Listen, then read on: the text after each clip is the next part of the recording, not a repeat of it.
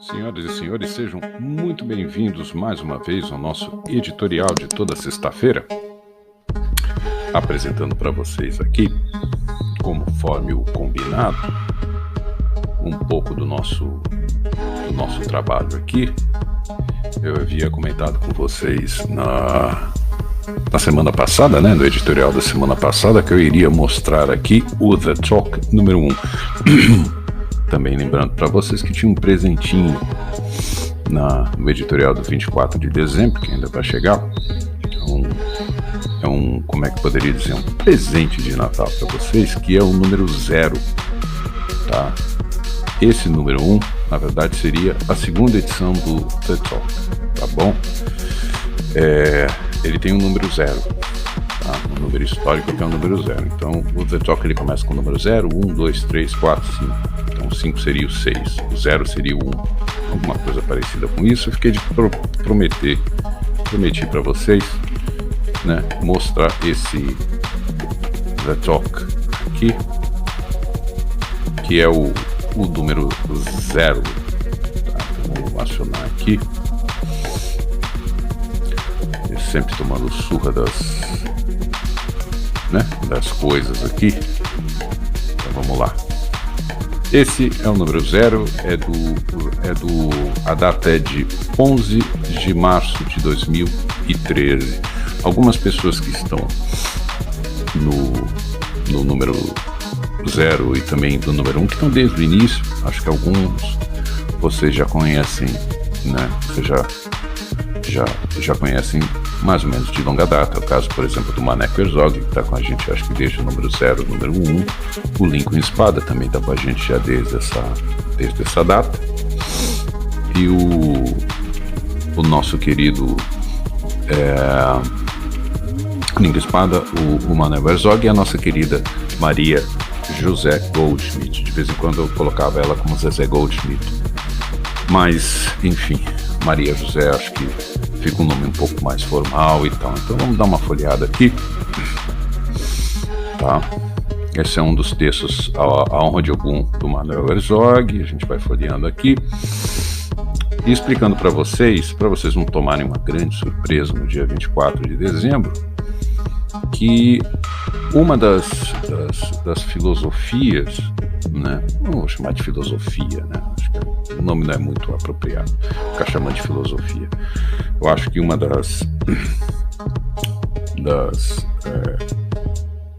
talvez das inspirações que a gente tem aqui no The Talk seria mais ou menos o que a gente chama de geração do mimeógrafo, tá?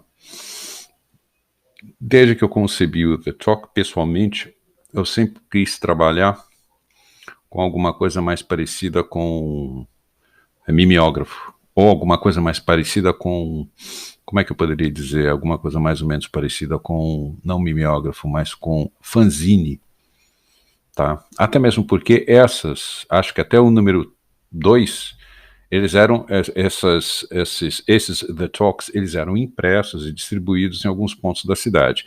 Inclusive, esse número 1 eu cheguei a encontrar na sala de espera do Café Holiday, tá? Da turma da Rádio Tantan e tal. Lá eles têm o Café Holiday. Eu me lembro que uma vez que eu fui lá para ver uma apresentação, e quando eu saí, eu vi ali na biblioteca, uma espécie de biblioteca que eles têm na entrada, e eu vi alguns exemplares do The Talk 1, esse que vocês estão vendo na tela, tá bom? Enfim, ele era impresso. O principal ponto de distribuição dele, historicamente falando, era a disqueria, tá? E já na loja da Conselheiro Nebias, acho que é Conselheiro Nebias 850, meia quadra da praia, tá?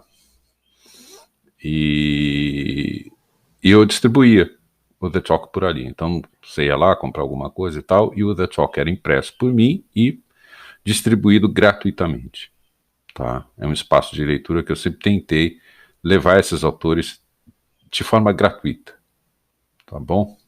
Então é mais ou menos essa a história do negócio, tá? Então ele tem uma filosofia que é muito mais ligada ao que a gente chama de geração do mimeógrafo. Tinha, por espírito, ser um fanzine, ele era impresso com o espírito fanzine, não tinha muitas cores, era mais pro lado do preto e branco, não tinha tanto arranjo como tem hoje em dia. Essa coisa mais ornada que tem no negócio, tá? Uma das autoras que eu chamo a atenção aqui é essa moça Mônica Amorim. Eu acho ela uma excelente escritora, tá? Não tenho mais notícias dela. Porventura, quem tiver, enfim, contato com a Mônica Amorim, por favor, mande o recado, mostre esse editorial para ela, no intuito de eu poder resgatar esse contato com ela, tá bom? Que eu acho que vai ser importante republicá-la. Tá? Eu até estou pensando em colocar os semáforos amarelos de novo na edição número 6. Eu estou aqui pensando, olhando e tal. Eu vou ver como é que vai ficar isso aí pro número 6. O número 6 tem a estreia da Madeleine Alves com o conto dela, tá? Já vou colocar aí um disclaimer, um aviso, né? Já estou fazendo, não é nem disclaimer nem aviso, gente, é spoiler. De vez em quando fogem as palavras, né? Então já estou fazendo um spoiler que talvez eu venha republicar a Mônica Amorim, tá? Que é uma excelente escritora, é uma grande escritora, tá? Mas infelizmente, sei lá por que cargas d'água, perdi o contato com ela. Eu vou ver se eu consigo recuperar o contato para ver se para os próximos números eu consigo alguma coisa inédita dela, algum texto inédito dela, tá bom? Tem um texto meu, que às vezes eu colocava ali, meio que para encher linguiça. De vez em quando acontece, tá, gente? É um negócio meio chato, aqui tá o expediente. E aqui, né, que a gente sempre tinha o entrevistão do número 0. Esse aí realmente eu vou guardar segredo. Tô guardando segredo do entrevistado, do entrevistão do número 6 para dezembro, que ainda não falei quem é, tá? Vai ter que ser surpresa, né? E o entrevista do número 0, quem já leu o número 0 sabe de quem eu tô falando, mas eu também vou guardar segredo para dia 24, tá? Porque vai ser...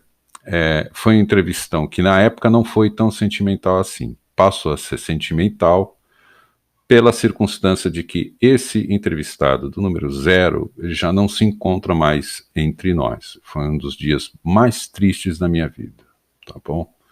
Mas aí eu vou contar essa história triste antes da missa do galo, antes da ceia.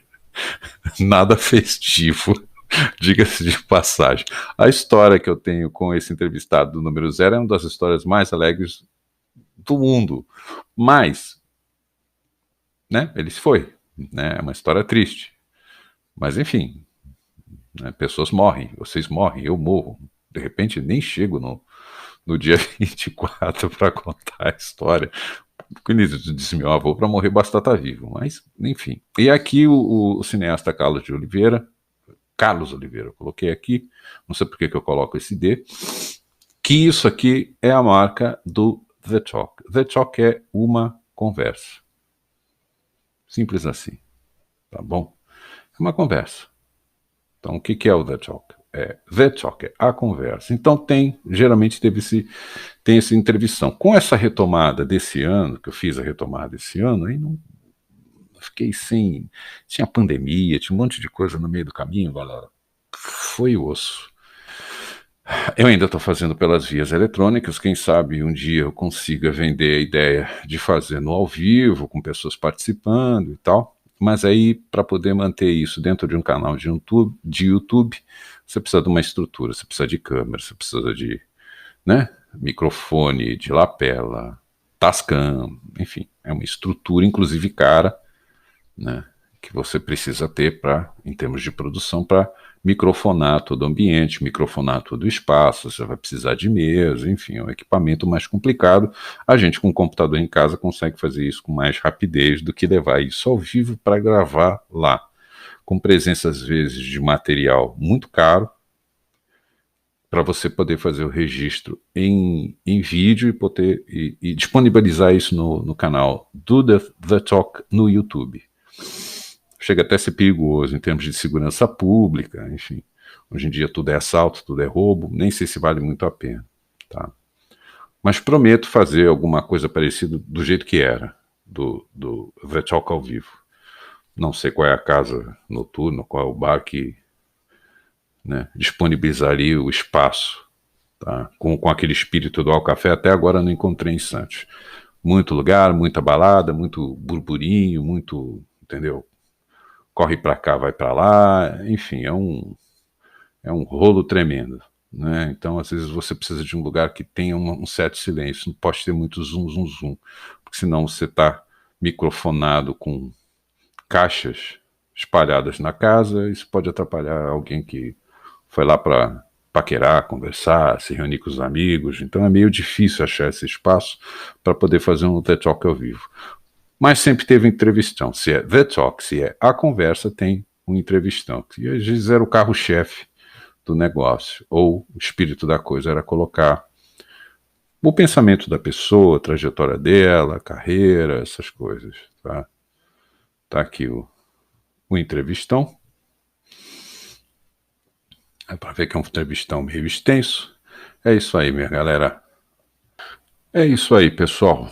Apesar de que esse editorial dessa sexta-feira não é um editorial véspera de feriado, apesar de que amanhã, dia 20, é o feriado do Dia Nacional da Consciência Negra, ou seja, eu deveria fazer alguma coisa um pouco mais extensa. Eu acho que até vou fazer alguma coisa mais extensa, mas não nos moldes do que aconteceu no dia 12, véspera de feriadão, que deu quase 1h30. Eu acho que no editorial de hoje a coisa vai ser um pouco mais, sei lá, um pouco mais light, já mudando um pouco de assunto e retornando a um assunto do dia 15, do editorial do dia 15 de outubro, que é o editorial que a gente fala sobre tipos de texto, o valor da narrativa, tá? O espaço ficcional. Eu vou retomar esse assunto nesse editorial de hoje, mostrando para vocês aqui essa tela. Vou ver se eu consigo ampliar aqui um pouquinho. A resolução dos meus vídeos não são muito boas, então eu vou acabar lendo um pouco o que está aqui no texto, que são os tipos de texto, tá? Antes de mais nada, eu vou fazer aqui um pedido de um voto de confiança de vocês. Sempre explico para vocês que eu moro numa casa geminada. Tem cachorros latindo, gatos brigando. Por enquanto, os futuros jogadores de futebol estão numa boa. Não estou ouvindo nada muito alto. Afinal de contas, enfim, está todo mundo aí nas disputas, nas peneiras. Tem campeonato comendo solto. Então, eles meio que se encontram na situação de irem dormir cedo, porque tem que acordar cedo, porque tem competição. Mesmo num dia de feriado, é um sábado, e tem competição rolando, essas coisas todas e tal. Então, por assim dizer, estão todos devidamente tentando recuperar as energias para mais um dia de batente nos campos de futebol Brasil afora, tá bom? E aí eu estou retomando, eu sempre dou essa explicação, porque vai aparecer miado, cachorro uivando, daqui a pouco aparece o nosso amigo aqui, nosso amigo howling, né, uivando para a lua, né. Então, de vez em quando entram sons meio diferentes aqui, parece que, né, o bairro todo está dentro aqui do nosso espaço, né. E eu estou retornando esse assunto, que é o assunto do dia 15 de outubro. Vou deixar aqui o link, tá, do editorial do dia 15, você que está assistindo aqui pelo canal do YouTube, assim que você terminar esse nosso bate-papo, desse nosso editorial de toda sexta-feira, procura lá o do dia 15 de outubro, tá?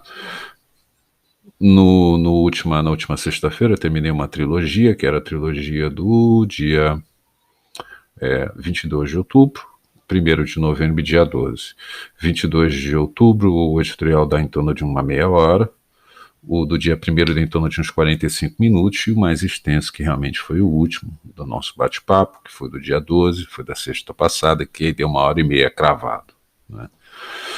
Mas são assuntos que estão em cadeia, falando sobre cadeia de produção, produto cultural, cultura, enfim, a gente vai entrar nesse assunto de novo, mas provavelmente lá para o ano de 2022, beleza?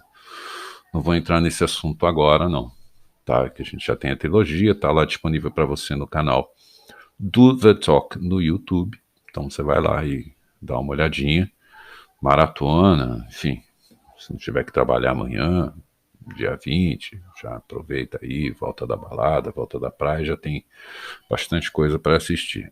Eu vou retomar aqui o assunto do dia 15 de outubro e eu vou começar pelos tipos de texto. Isso que eu vou mostrar para vocês, como dá para ver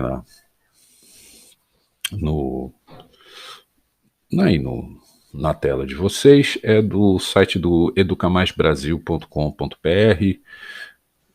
/Enem, /língua portuguesa, /tipos de texto. Isso aí, praticamente, vocês vão relembrar o tempo de escola de vocês. Acredito que as escolas ainda estejam apresentando esse tipo de material, esse tipo de conteúdo, porque hoje em dia não faço mais ideia de como é que está o sistema escolar. E quando eu digo sistema escolar, falo do ensino fundamental, falo do ensino médio e também do ensino superior, tá? Isso praticamente é uma cartilhinha de qualquer curso de letras, tá? E eu vou começar com esse ponto aqui, tá bom, gente? Que é o seguinte, é a classificação dos tipos de texto, tá? O primeiro texto que vocês vão encontrar aqui é o texto narrativo, que diz o seguinte, nas duas primeiras linhas, uma das características principais do texto narrativo é a presença de um narrador. Uma narração tem por objetivo contar o enredo, que envolve tempo, espaço, personagens e ação. Aí você tem lá elementos que compõem uma narração, tá? São personagem, enredo, espaço-tempo, enfim. Tem um monte de assunto que a gente ainda vai tocar, vai entrar nesse ponto, tá bom? São classificados como textos narrativos: romances, contos, fábulas, depoimentos, relatos, crônicas, novelas e piadas. Até piada pode ser narrativa, você pode contar uma história que seja engraçada e tal. O segundo tipo de texto é o texto descritivo, tá bom?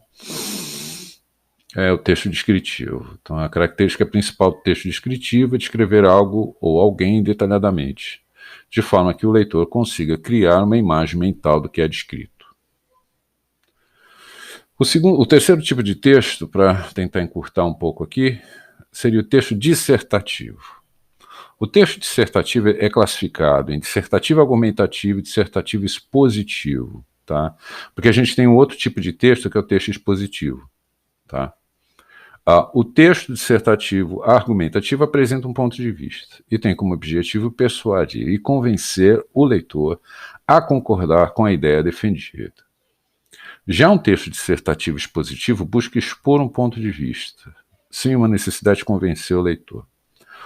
Um texto dissertativo possui uma ideia central a ser trabalhada, a fundamentação do tema e o fechamento da ideia desenvolvida no decorrer do texto. Vocês podem ver que aqui tem o tal do texto expositivo, tá? Logo em seguida. O texto expositivo tem a finalidade de informar e esclarecer o leitor através de uma exposição de um determinado assunto ou tema. Esse tipo de texto não tem a pretensão de convencer o leitor apenas de expor o conhecimento, ideias, pontos de vista, sua linguagem é clara e concisa, tá bom? E aí você tem um outro tipo de texto que é chamado de agora deu um trava-língua aqui. Injuntivo, tá bom? Os textos injuntivos e textos prescritivos são textos que têm como finalidade a instrução e orientação do leitor. Além de fornecer uma informação, eles instigam a ação do leitor. Os textos injuntivos se caracterizam por utilizar verbos no imperativo, no infinitivo, presente e no indicativo, sempre indeterminando o sujeito. São exemplos de textos injuntivos: os manuais de instrução, receitas culinárias, bulas, regulamentos, editais, Código Penal, Código Civil, Código Processual, etc., etc., e leis. Tá? Isso é o que a gente chama de texto tipo injuntivo. Então, quando você está lendo lá um texto lá do Diário Oficial, aquilo é texto injuntivo, tá bom? Por que eu estou começando com essa tela aqui, tá? Eu estou começando com essa tela aqui pelo seguinte, se tem uma... às vezes tem uma ideia meio confusa sobre duas coisas, né? Primeiro, que hoje em dia tudo é chamado de narrativa, tá? A narrativa do governo, a narrativa do governador, a narrativa do presidente, a narrativa do prefeito, do vereador, a narrativa do presidente da Sociedade de Melhoramento do Diaba 4, etc, etc. Antes de continuar, vou pedir também para vocês, que se vocês tiverem crianças brincando no chão da sala nesse momento, estiverem assistindo esse editorial num Smart TV, faz um break, assiste depois, tá? Porque daqui a pouco começa a sair algumas palavras de baixo calão aqui no nosso editorial. Então, às vezes a pessoa está assistindo com caixa de som ligada, pelo celular, bota na caixa do Bluetooth, entendeu?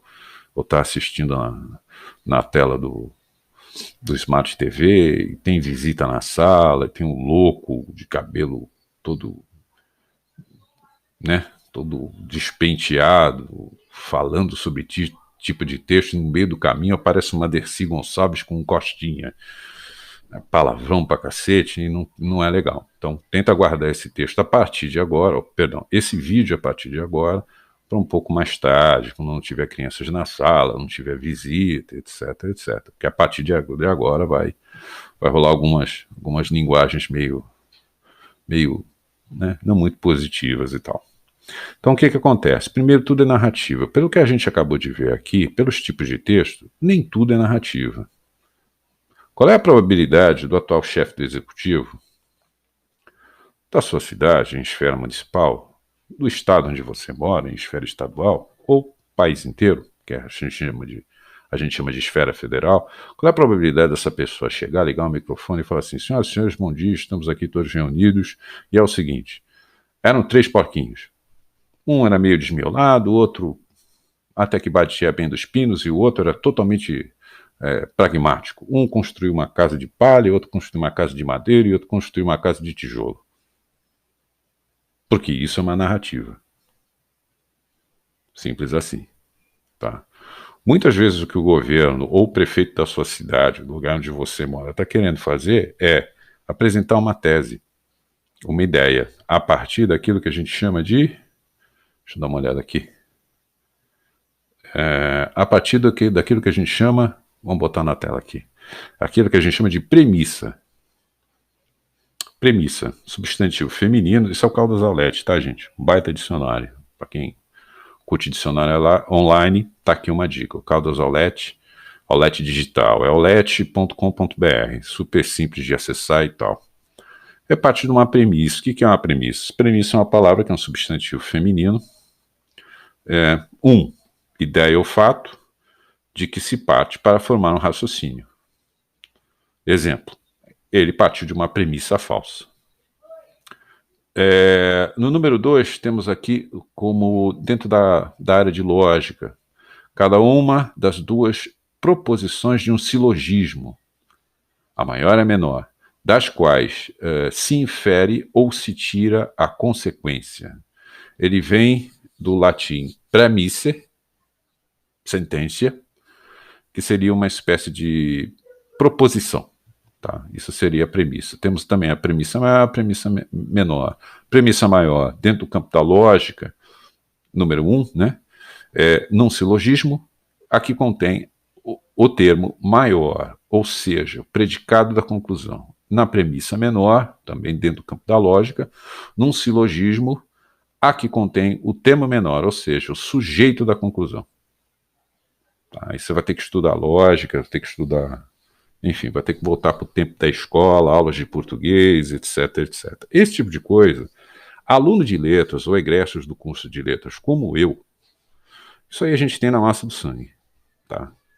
Premissa maior, premissa menor, porque a gente tem que trabalhar com linguística e literatura, então a gente acaba tendo que mexer com isso o tempo inteiro. Nem preciso dizer que quando a gente é aluno de letras e vê determinadas aberrações produzidas pelos jornalistas, a gente dá à luz a um burro verde, quase que de 30 em 30 minutos. Né? Então, assistir televisão, para quem é aluno de letras e que curte literatura e que curte linguística, é uma sevícia. Porque o jornalista chega e inventa um salamaleque dizendo que é a narrativa do governo, que é a narrativa do partido. Não. O governo não está fazendo nada. O governo está em silogismos. O governo está partindo de premissa. Ele está defendendo uma tese. Falo aqui de novo o que eu falei no dia 15 de outubro. Está defendendo uma tese. Se está defendendo uma tese, então ele não está fazendo nenhuma descrição, nenhuma narração. Ele está fazendo uma dissertação. O tipo de texto é outro.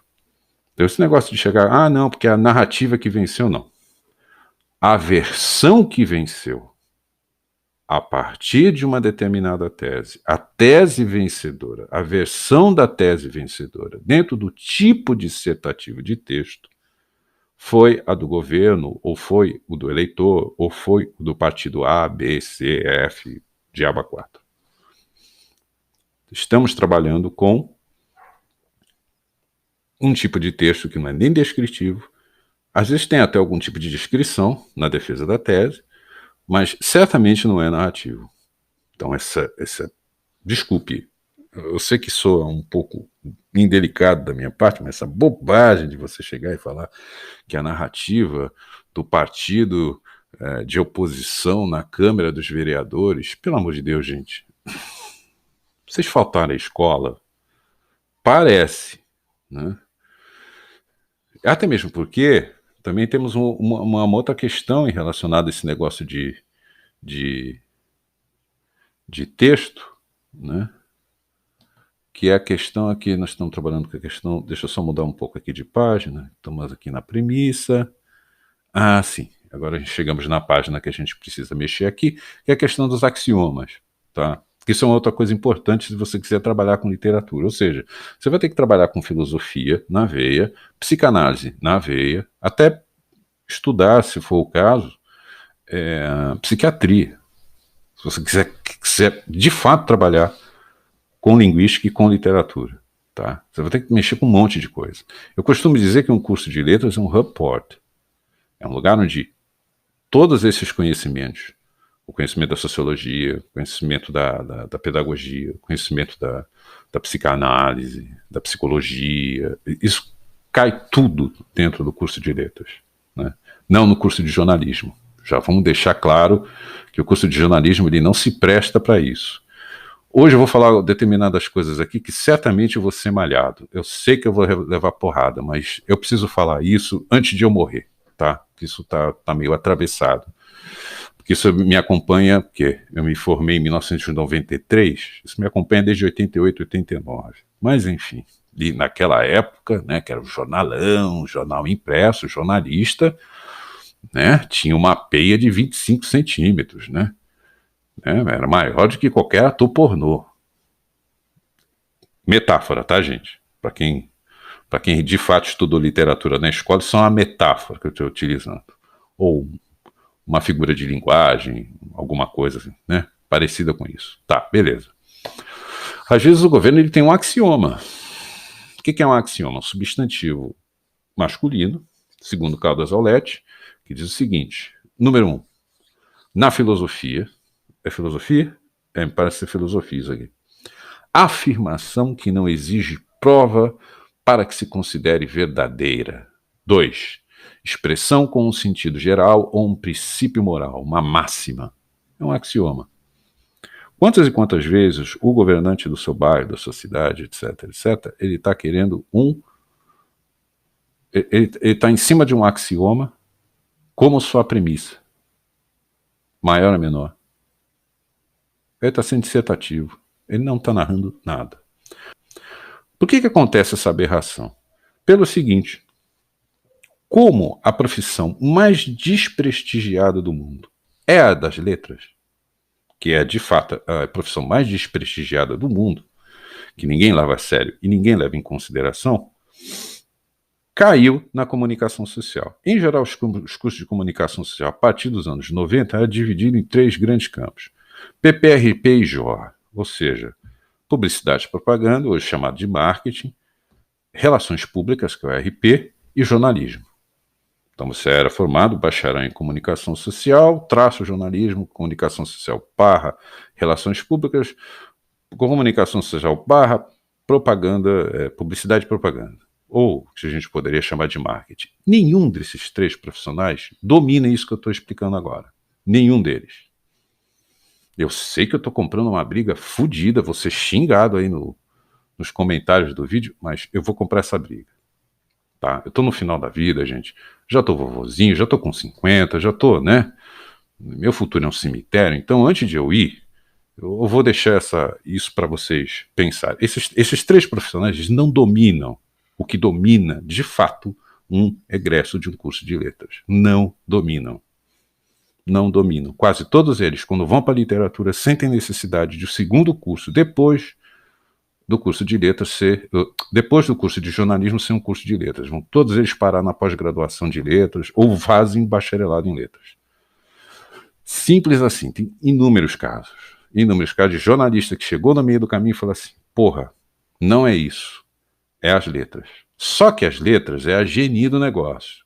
Não sabe o que é genie, vai lá ouvir a música do Chico Buarque, Genie e o Zé Pelim. Aí depois a gente conversa, tá? É a genie do negócio. É a genie do negócio, entendeu? É a puta rameira de todos os conhecimentos que existem hoje em dia. Ninguém vai ouvir um profissional de letras. Ninguém vai ouvir um egresso no curso de letras. Ninguém. Aí o que acontece? Começa a aparecer jornalista dizendo que a narrativa do governo... Tu tá de sacanagem, né, meu amigo? Tu tá de sacanagem, né, irmão? Tu tá de sacanagem, né, irmão? Narrativa, isso é uma dissertação, porra. Quando muito tem alguma coisa descritiva. Não tem nada de narrativa ali. Ninguém tá contando uma história. Simples assim. Agora, por que, por exemplo, no caso, o pessoal de publicidade e propaganda, que nós estamos falando de RP, PP e JOR, os cursos de comunicação social, o pessoal de PP viraram os Masters of the Universe. Desculpe, como se eles soubessem como é que o mercado de fato funciona, e eles não sabem onde que fica a ponta do nariz. Mas, né? Ah, não, eu sei o que o mercado pensa. Ah, tá bom, vamos lá. E hoje em dia, o curso de letras, os egressos do curso de letras tomaram um pé na bunda, como se diz lá em Minas, do dedão arroiar no frosquete, né? Sabe aquele pé na bunda que o dedão entra no pim, né? No buraquinho? É isso. Por que isso acontece? E aí começa um somebody love, gente. Uma conversa, um somebody love do caralho. Qual é o somebody love? Narrativa, para a galera do marketing, virou agora um tal de storytelling. Storytelling. Porra, isso é contar história. O próprio nome está dizendo, telling, contar, story, história. Contar história. Ah, não, porque não basta somente você mostrar o serviço, o produto, dizer que o produto é bom, que funciona assim, que funciona assim.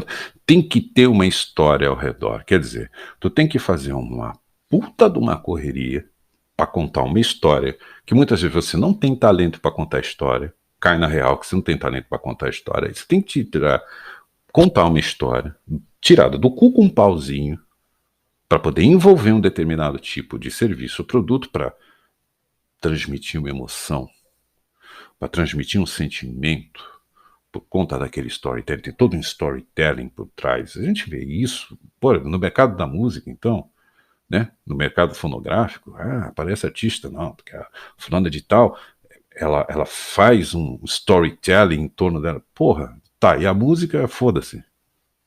A música é uma merda. Mas aí tem o tal do storytelling. E aí, puta, loas, né? Caralho, vamos bater palma, vamos, como é que é, soltar fogos, o diabo a quatro, porque tem a porra do storytelling. Tá, storytelling, tá bom. Ok. Isso pra um aluno de letras, bicho, é veneno no sangue, mas tudo bem. Só que eles viraram Masters of the Universe e foda-se as letras. Foda-se tu estudou literatura, foda-se tu passou anos e anos entendeu? Estudando Salvatore D'Onofrio e aquele monte de cara que veio depois dele falando sobre os tipos de texto, os tipos de narrativa, os estilos de romance literário, caralho a quatro, tipo, foda-se. Isso é papo de, entendeu? De quem não tem merda nenhuma na cabeça, é bando de vagabundo que fica lendo o livro o dia inteiro. É isso que se tornou o mundo. E aí o que acontece? Aparece os gaiatos chamando, ó, olha o somebody love do negócio. Como é que eles chamam agora? Redação publicitária, eles estão chamando de copywriting.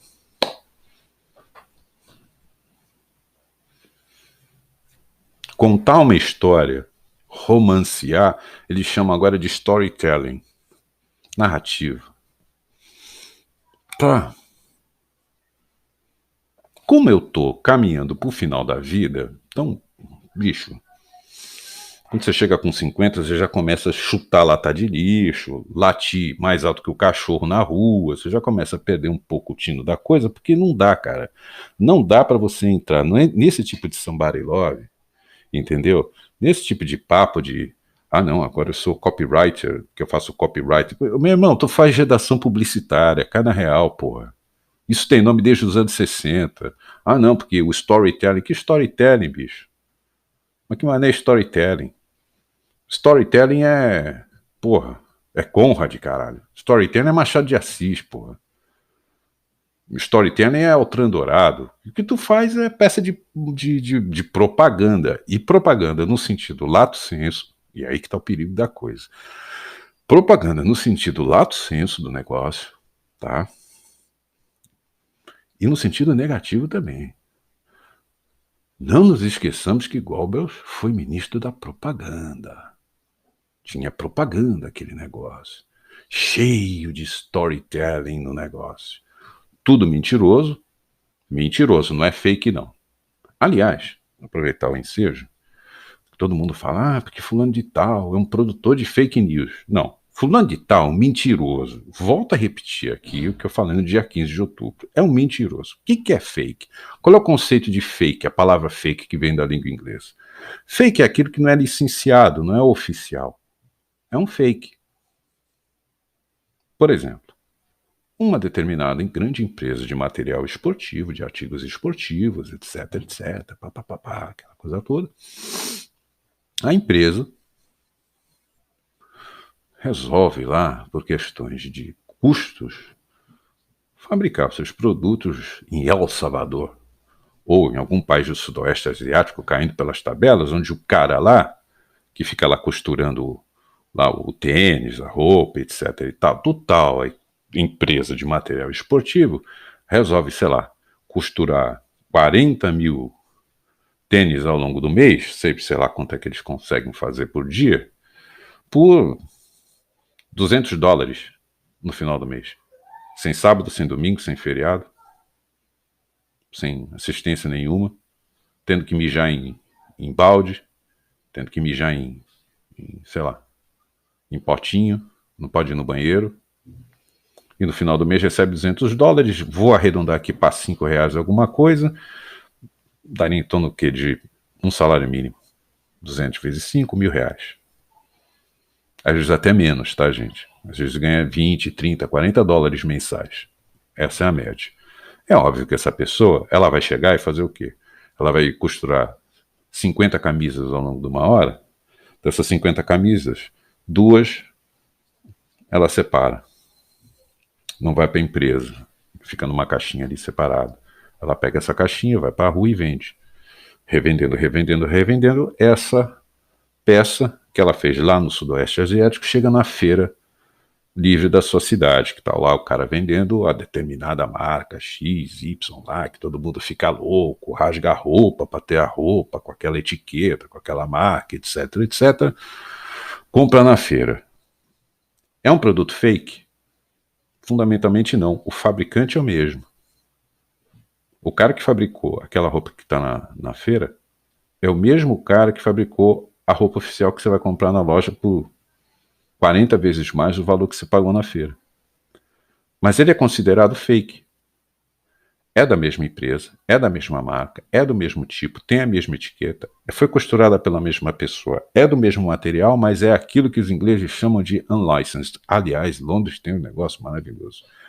Puteiro, eles chamam de clube de cavalheiros, né? Então você está passando lá no Sorro, naqueles pedacinhos, naqueles buracos lá em Londres, aí tá lá, Gentleman's Club, clube de cavalheiros. Puteiro, entendeu? As mulheres peladas, fazendo striptease, a porra toda.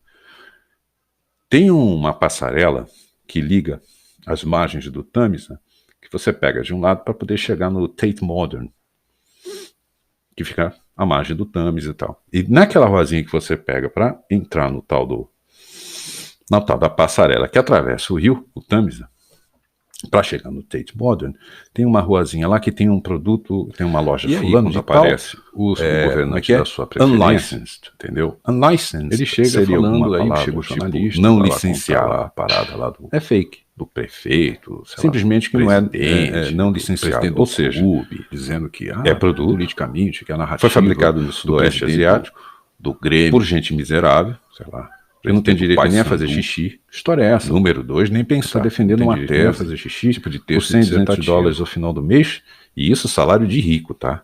Isso E aí começa a salário, confusão show de que eu já bola. tinha falado do dia 15. Qual é o A problema da maioria confusão deles do estão dia trabalhando 15? por Se 30, você, 40, 50 hoje em dólares dia, mês. produzir o espaço ficcional, qual é a importância do espaço Fabricante é o ficcional? mesmo, Vamos começar por a essa empresa é a parte. mesma, A que fabrica a importância do mesma espaço camisa e ficcional é tal, o mas seguinte, é óbvio você pode fazer que denúncia. a empresa de material Que esportivo você não vai ser chegar e falar cobrado que aquele material é quente. O que ela faz? por estar É fazendo uma fake. denúncia dentro do espaço ficcional. Ou essa quantidade de A Fazenda dos Bichos, Orwell, George Orwell. Todo mundo lê, virou best-seller de novo. Bastou mudar o presidente da República e volta 1984, com a questão da pandemia, a Fazenda dos Bichos, no caso a Fazenda dos Animais, né? Se não me engano tem uma tradução recente, um dia desse está passando numa livraria, eu vi na capa, estava lá a Fazenda dos Animais, que seria a tradução direta do Animals Farm, do Orwell, ou Orwell, que seria a pronúncia mais próxima, né? Esses livros voltam por quê? Porque ele faz esse tipo de denúncia, o Orwell, ele era um cara que ficava junto ao sindicato, era um cara que ficava junto às minas de carvão, junto com os carvoeiros.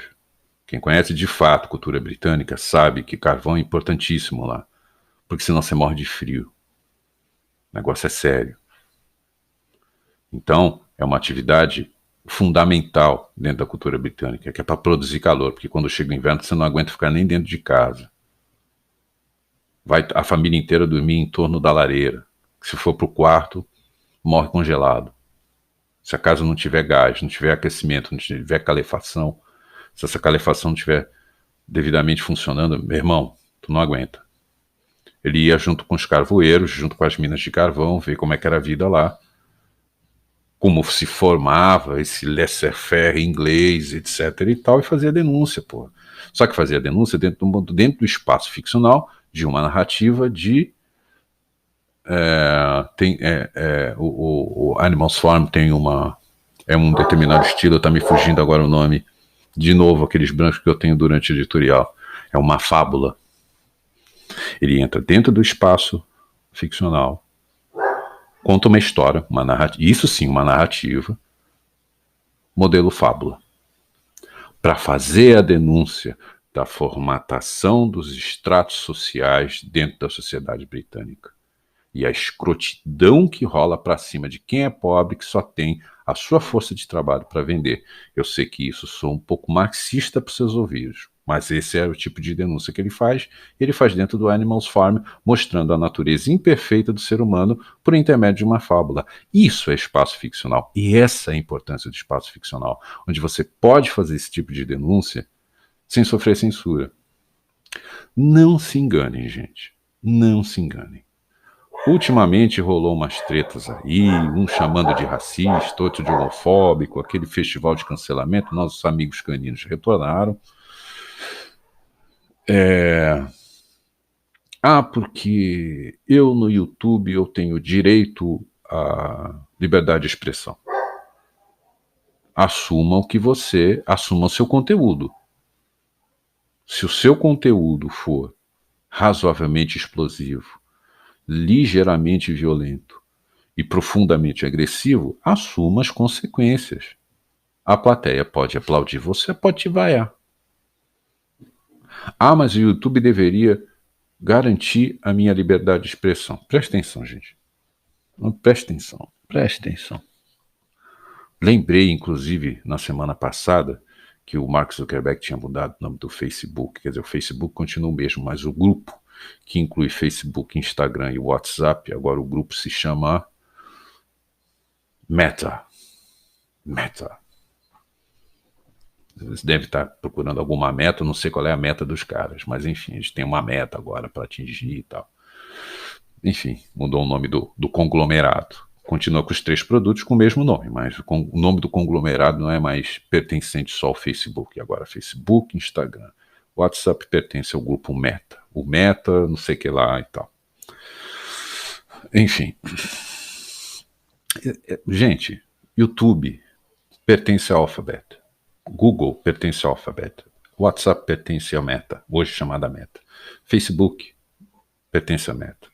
O Instagram pertence à Meta. Isso é propriedade privada, meu amigo. É a mesma coisa que eu chegar na tua casa, entendeu? Dar rasteira nos teus filhos, chamar tua mulher de gostosa, teu marido de barrigudo, tua mãe ou tua sogra de bruxa, que só tem mentecapto nessa casa, e vocês garantirem que eu possa me expressar dentro da sala de vocês, da cozinha, sei lá, da área de serviço, de onde eu estiver na casa de vocês, eu posso fazer esse monte de sandice, fazer esse monte de malcriação, e vocês ainda vão me dar cafezinho? Porra, se não vale para a casa de vocês, vocês acham que vale para a Alphabet? Se a Alphabet considerar esse vídeo fora das normas da nossa comunidade, etc e tal, irmão, tomei gancho. Tomei strike, né? Aquele strikezinho básico. Se eu ficar com muita, sei lá, papo furado, lacração, etc, etc, no Instagram, o próprio Instagram vai lá e, ó, você não tem mais conta no Instagram. E não adianta colocar o mesmo nome por perto que nós vamos cortar também. Não adianta que a gente já tem o teu IP. Então tu não vai ter mais conta no Instagram. Ah, porra, mas isso é ditatorial. Cara, é uma propriedade particular. Ele não é um ente da comunicação pública. Não é. A Alphabet não é um ente da comunicação pública. Ele é uma empresa de web. Meta é uma empresa de web. Tem acionista, tem CEO, FCO, é uma propriedade privada. Ela até pode ter até interesses públicos, mas o direito é privado. É mais ou menos parecido com uma CBF. Mas que história é essa que tu entra na CBF e o quê? Enfia dedo na cara de todo mundo? Não. Aquilo lá tem segurança, tem diretor, né? Tem os capanga lá, a galera lá que fica lá tomando conta da segurança. Tu não entra lá e fica xingando todo mundo. Vem o segurança, mesmo que seja uma terceirizada, chega lá e te tira, porra. Não sabe se comportar? Dependendo do tipo de conteúdo, a forma como você apresenta esse conteúdo, você tá na rua, você tá na roça, bicho. É uma propriedade privada. E eu tô vendo um monte de gente, primeiro utilizando nomenclatura inadequada. O negócio é uma tese e os caras estão dizendo que é uma história. O tipo de texto é dissertativo, os caras estão dizendo que é narrativo. Mas é meio óbvio isso, porque está na mão de amador. Põe na mão de profissa. Não tem o profissa da engenharia? Tem. Tem o profissa da medicina? Tem. Tem o profissa do direito? Tem. Tem o profissa da obstetrícia, sei lá, da contabilidade? Então, tem o profissa da linguagem. O profissa da linguagem vem de um curso de letras, não vem do jornalismo, não vem do RP e não vem do PP, nem do marketing. Vem das letras. Se deixasse na mão de um profissional de letras, não estava esse rolo que está agora, de gente chamando tese de história. O tipo de texto dissertativo estão chamando de narrativo. Porra, virou uma zona. Virou uma puta de uma zona. Aí o que que acontece? O cara já não sabe diferenciar uma coisa da outra, aí ele quer montar um canal no YouTube, ou sei lá onde, quer montar a porra do podcast, o caralho é quatro. Ah, beleza. Aí ele monta lá e pumba, toma strike. Ou quando não, aquele monte de gente cancelando o cara. Tira lá o, como é que é? Patrocínio, corta. Bichão, você entrou numa empresa particular, que é a Alphabet, você entrou numa empresa particular, que é o Facebook, que é o Meta. Tem regra. Se o tipo de discurso que você está fazendo é o verdadeiro, não interessa. Eles querem que você fale aquilo que é música pro ouvido dos caras. E é assim que funciona. Se eu entrar na tua casa, eu tenho que utilizar um determinado tipo de discurso que vai ser música para seus ouvidos. Eu não posso chegar e falar, escancarar a verdade, ser, porra, sincerão. Não posso. Eu vou ter que utilizar de um determinado verniz social para chegar a um momento onde eu possa realmente ser um pouco mais franco com vocês. Porque se eu for ser franco direto, se o YouTube, Alphabet, achar que esse conteúdo que eu estou falando aqui é um show de horrores, strike. Eu vou tomar lá a sinalização, vou começar a receber e-mail da Alphabet. Eles vão chegar e falar assim, olha, você não está cumprindo com as normas da nossa comunidade. Eu tenho que ficar quieto. Ah, Marcelo, mas isso é censura? Aí, meu amigo, nós vamos partir por mais uma hora, eu já estou aqui quase 55 minutos. Prometi que eu ia fazer um negócio curto, não consigo gastar menos de uma hora para fazer um editorial. Não é um editorial especial véspera de feriado, que peça que amanhã é um feriado, ou seja, seria uma véspera de feriado, mas eu vou ter que cortar o assunto para aqui e deixar esse assunto mais para frente. O que está acontecendo? Simples. São espaços particulares. E o tipo de conteúdo e a forma como você vai dar para esse conteúdo pode sim tirar de você a tua plateia, ou a tua plateia exigir estrangulamento financeiro seu. Sim, isso acontece. Que é o que o pessoal está chamando de cancelamento. Nada mais é que um estrangulamento financeiro. Tira o, o, o patrocínio. Por que as empresas fazem isso? Porque as empresas, o que elas gostariam de mim é a quantidade de inscritos que eu tenho no meu canal. A empresa não está interessada em literatura. A empresa não está interessada em espaço de leitura e nem espaço de prosa de ficção geral. Ela não está interessada nisso. Ela está interessada se eu tenho 5 mil, 6 mil, 500 mil, 1 milhão de seguidores no meu canal.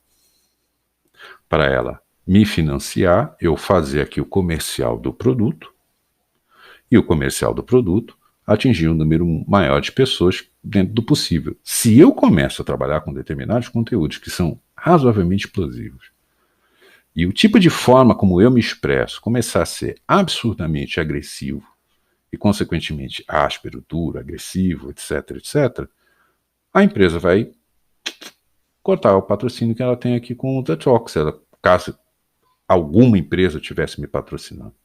Vamos sempre lembrar que isso aqui, conforme aqui o nosso recado aqui, né? Aqui, colar, não sei qual é o canto que vai sair, porque eu trabalho com imagem invertida, né? Que eu não sei para que lado que eu vou aqui na tela. É sem fins lucrativos, eu não recebo patrocínio de ninguém. Eu ocupo um espaço privado, que é da Alphabet, mas não recebo patrocínio de ninguém. Eu sou Durango, bicho. Tenho dinheiro. E caso eu viesse a receber, eu tenho que tomar o cuidado de quem me oferecer a proposta, saber se tem a cara do The Talk. Pô, Marcelo, mas estão te oferecendo cacete, 500 mil reais por mês, 50 mil, 60 mil, 110, 180, não interessa. Vou continuar trabalhando do jeito que eu estou trabalhando. Para essa empresa eu não trabalho. Por quê? Porque não tem, bicho. Ela não tem a cara do The Talk. Não tem nada a ver, entendeu? É água e óleo. Eu vou receber o primeiro mês de patrocínio, o segundo mês de patrocínio, o terceiro, na hora que a empresa sai, ela sai cancelando. E quando ela sai cancelando, ela destrói a reputação do The Talk, ou a minha. Como está acontecendo de monte dentro dessa cultura de cancelamento. Que na hora de sair não é somente cortar, ó, não trabalhamos mais com a empresa tal, com o podcast tal, com o canal tal. Não. Racista, filha da puta, do caralho, vão se fuder. Destrói a reputação da pessoa, destrói a reputação da empresa, destrói a reputação do podcast, destrói a reputação do canal. Na hora da saída. Não faz simplesmente o corte. Sai, mas sai destruindo, que é pro cara não voltar mais. Porra, isso é engenharia social, gente. Pelo amor de Deus. Não dá para se associar a determinadas empresas que toda vez que ela vai tirar o patrocínio, ela sai destruindo a reputação de todo mundo que está no meio do caminho. Mas que caralho de marketing é esse? Mas que caralho de RP é esse? Que caralho de, entendeu? De asas. Quer dizer, pô, a puta de uma loucura. Pode me oferecer o dinheiro que for, gente. Pode ser 1 milhão. Se a empresa não tem nada a ver com o espírito, por exemplo, desses editoriais, para que eu vou pegar o dinheiro? Para receber um mês só. E receber bem, porque no segundo eu vou estar com a minha reputação destruída em público. Porque as empresas gostam de trabalhar com risco zero. Elas não curtem um cara que de repente tem uma determinada opinião ou que tem um determinado ponto de vista, ainda que esse ponto de vista seja completamente embasado. Não curtem, porque isso pode se transformar no quê? Num atentado contra a marca. O que eu entendo. Que de repente você pega grandes empresas que demoraram mais de 100, 110, 120, 200 não sei quantos anos para formar uma reputação na praça, para formar uma marca, para formar um nome, e aí no meio do caminho vai o gaiato, no caso eu, e pumba, faz alguma besteira e o nome da empresa está associado à minha. Ou seja, tem que tomar um certo cuidado, sem sombra de dúvida. Ou seja, elas começam a operar com risco zero. Desde que você seja bonitinho, desde que você, né, fale, né, aquilo que todo mundo quer ouvir. Que seja música para o ouvido de todo mundo, aí você está com o teu garantido. Você está com o teu financiamento garantido. Agora, como é que isso funciona dentro dessa engenharia social, utilizando esse meio eletrônico? Como é que isso funciona se o pessoal não sabe a diferença de uma narrativa para uma dissertação? Explica para mim. Os caras não estão sabendo o que é, né? O que é um texto injuntivo, o que é um texto dissertativo, o que é um texto descritivo, o que é um texto narrativo. Não sabe. E no meio do caminho quem é que agarrega. Ah, que legal. Agora vocês vão entender o valor do espaço ficcional. Qual é o valor do espaço ficcional? O valor do espaço ficcional é exatamente esse. Dentro do espaço ficcional, quando você escreve ficção, você faz que nem o Orwell. Vai lá, escreve uma fábula e dá o teu recado. E mostra a imperfeição do sistema. E mostra a imperfeição do ser humano. Faz a tua denúncia. Porque aí também era o que faltava. Começar a censurar romance literário, porque, olha, você colocou, né, a girafa como deletéria. Porra, peraí, meu amigo. Isso aqui é uma história, porra. Isso aqui é 3 porquinhos, coelhinho da Páscoa, Papai Noel descendo da chaminé. Que porra é essa? Isso aqui é espaço de ficção, meu amigo.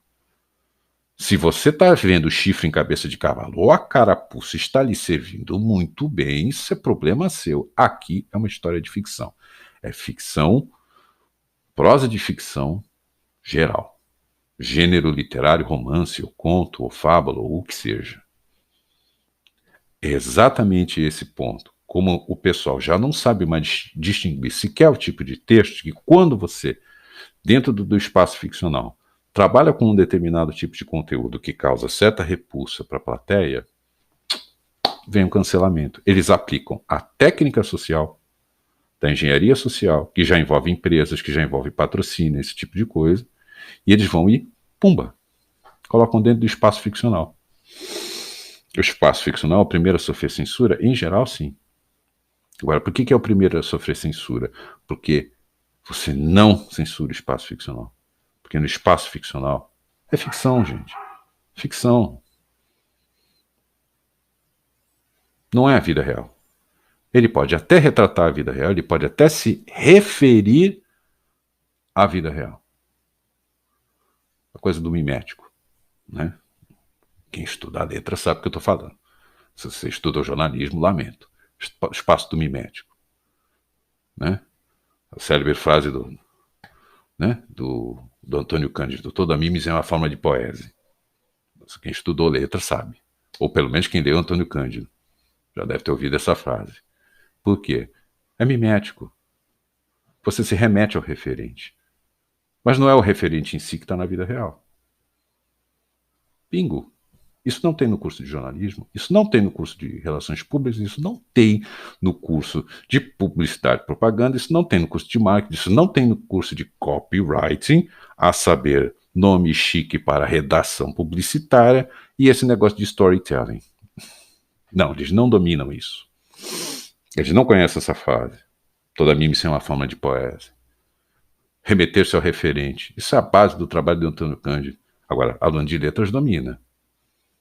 Ah, mas os caras de letras têm mais é que passar fome, se fuder, sei lá o que passa na cabeça desse povo. Num país como o Brasil, eu desisto, né? Eu paro por aqui, tá bom? No meio disso tudo, se você não sabe fazer essa diferenciação e não sabe qual é a relevância do espaço, da prosa de ficção, do espaço ficcional, para o filme, para o teatro, para a dança, para um monte de coisa que dá para utilizar o espaço ficcional. Se você não sabe diferenciar tipos de texto, se você não sabe colocar o nome correto para as coisas, fica chamando gente de mentirosa, de produtora de fake news, vai pro inferno, caralho. Porra, irmão, tá de brincadeira.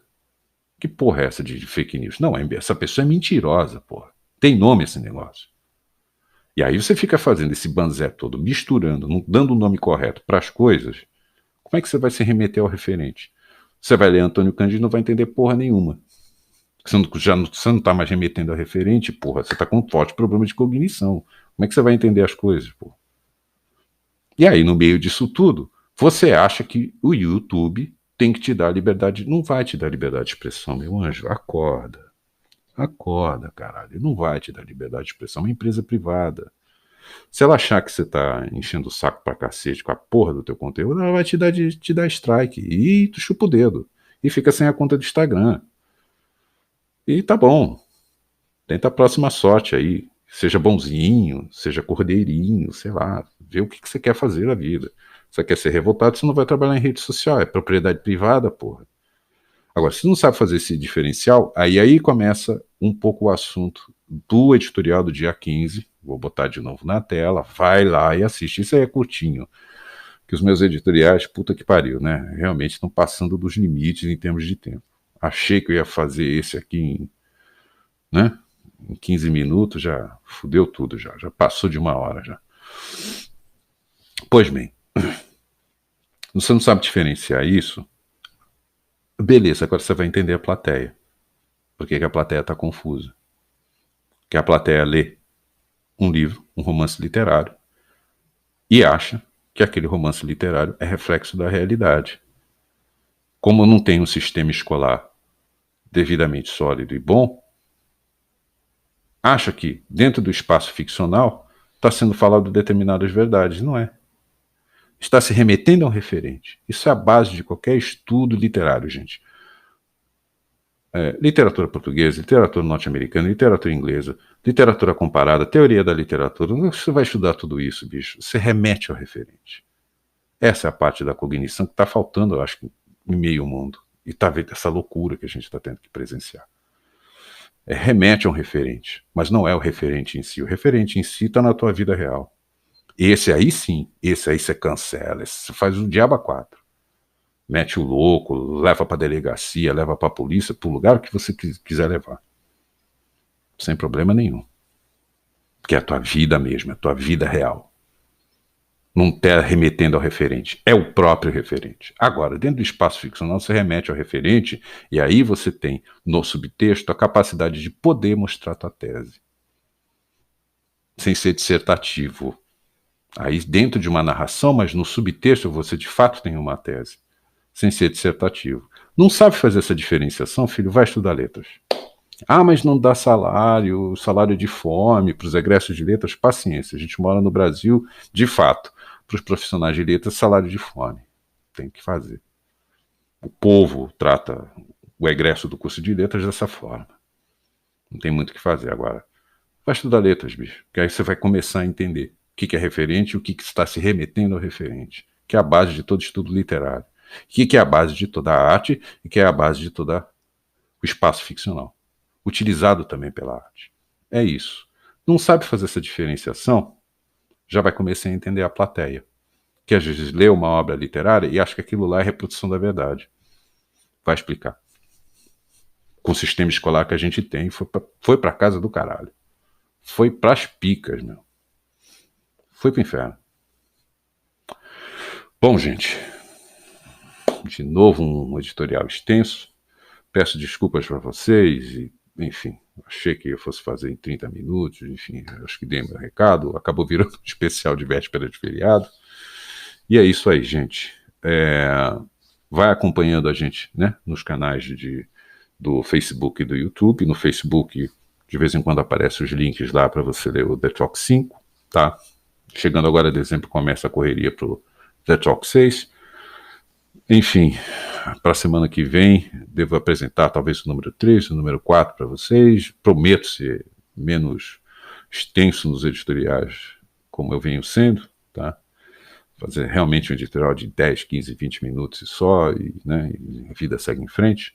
Mas nem preciso dizer que esse editorial do dia 15 de outubro e esse agora, do dia 19 de novembro, eles estão linkados, tá?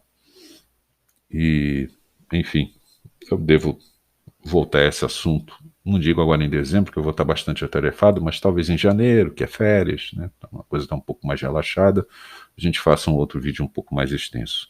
Pessoal, meu muito obrigado para vocês. Divirtam-se nesse feriado, que dessa vez não caiu nem numa segunda, nem numa terça, caiu num sábado, caiu num final de semana, mas mesmo assim é o feriado.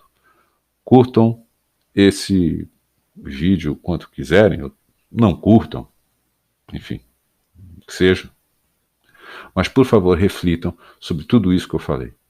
Em que peço ter soltado alguns palavrões, em que peço ter utilizado, às vezes, uma forma razoavelmente áspera, mas eu acho que a gente está começando, tendo a necessidade de colocar o nome correto para as coisas corretas e começar a valorizar determinados profissionais em detrimento de outros, porque já se passaram 30 anos, eu dentro do campo das letras, vendo outras pessoas se dando bem em cima de uma área que fundamentalmente é de letras, e essas pessoas não dominavam razoavelmente o assunto, para no meio do caminho, quando muda o regime, ou quando muda uma governança, ou quando tem alguma reviravolta em termos políticos e sociais dentro de um país, esse puta desse banzé que aconteceu.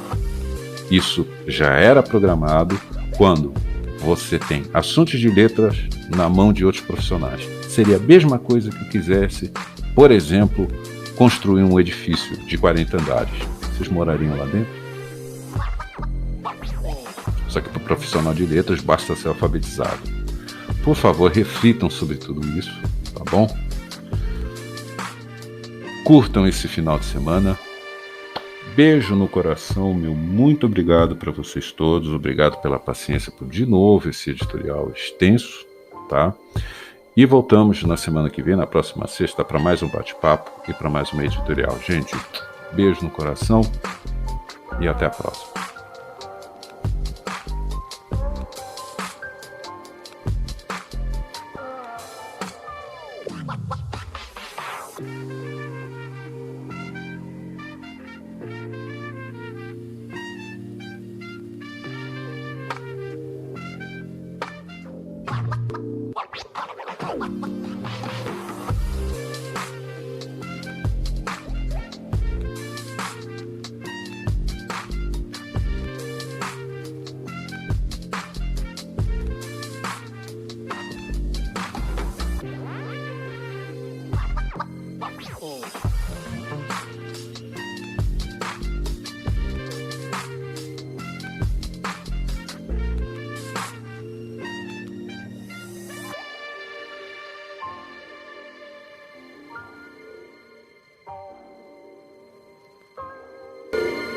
bom.